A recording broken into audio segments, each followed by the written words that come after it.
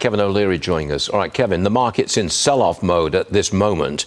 It doesn't look like the tariffs are, I think tariffs are obviously the problem. What do you think about this new tariff regime, Kevin?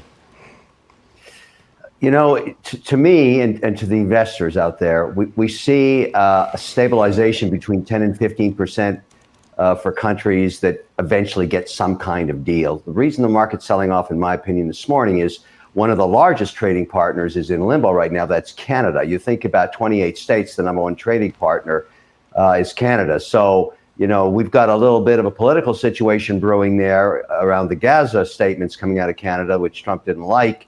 But that should not have anything to do with the trading, but I have a feeling it might, because Mexico got a stay of execution, Canada does not. Market's a little roiled about that. I'm kind of hoping in the next 24 hours something gets worked out, at least an extension.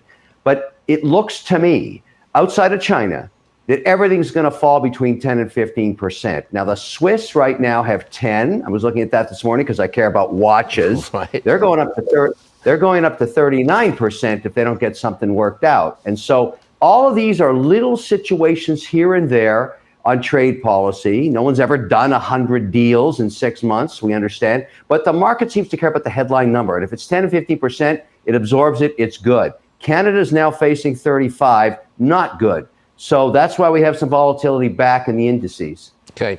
President Trump sent letters, I think, to 17 pharmaceutical CEOs. He's demanding they cut prescription drug prices.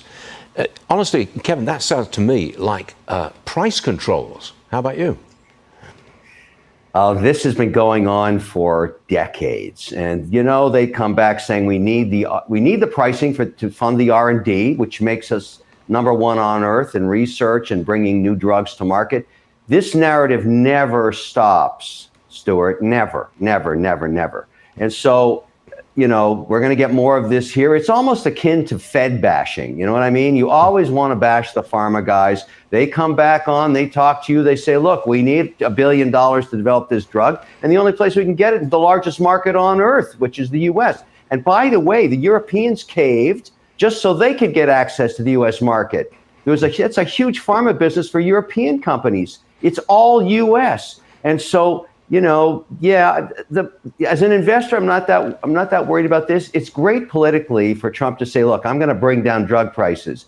But just look at the history of the last 50 years. Doesn't quite work out that way. How do you feel about big tech? They've had a wonderful run for many, many years. I don't know whether you've invested in the Microsofts and the Googles of this world, but they're coming off their highs at the moment. How do you feel about that? They've had a fantastic run. Yes, yeah. I'm very long big tech. I'm long infrastructure. I'm long crypto. I was part of that Circle IPO. I mean, we saw another one yesterday. The real issue, Stuart, is how great is AI going to be towards earnings over the next 5 years? Exactly. That's what the market's trying to determine. It's all about AI right now. And boy, there's a lot of evidence that it's going to be a good thing. So I think you stay long tech. I'm staying long tech. That's the way it is. Kevin O'Leary, thanks for joining us. I hope you have a great weekend, Kevin.